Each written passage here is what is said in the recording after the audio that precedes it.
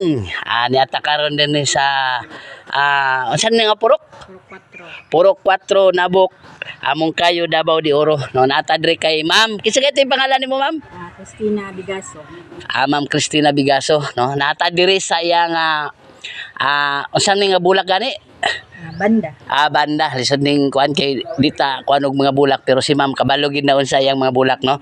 Ano iyang bulak nga gigamitan niya og agribida. Ma'am, mangutana lang ko nimo unsa gid ni sa paggamit nimo og agribida sa una og karon ma-compare ba nimo? Ako ma-compare sa ginagamitan agribida kanang ug pagpamula kanang magsabay-sabay sa dati kanang ulhos-ulhos lang. Nay mo bulak na po wala. Karon murag nagsunod gid siya ba malaya na po mo puli. Mura og di siya mo undang no. Siya mo undang.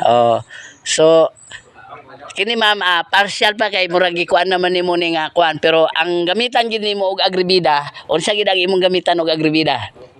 Sa inyong mogamit ba mo sa inyong basakan? Mogamit pod.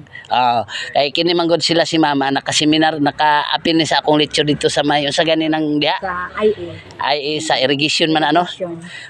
Mana nga gitry pod nila ilang bulak. Nakita magin nagnaagi kausaban ang ilang bulak. So karong pagtanom nila mao pay paggamit pud sa agribida. So dili po pud ko makaingon nya unsa ang resulta basta kay espesyalista gini sa humay ang among produktong agribida. Ma'am, unsa may ikawahag nimo sa imong mga kasilinganan nga mga kababaihan nga hilig pud og bulak? Mga kababaihan nga mahilig parehan ako mogamit ta aning agribida para pang bulak. Nindot gyud ang resulta. Okay, daghang kay salamat ma'am og mayong buntag.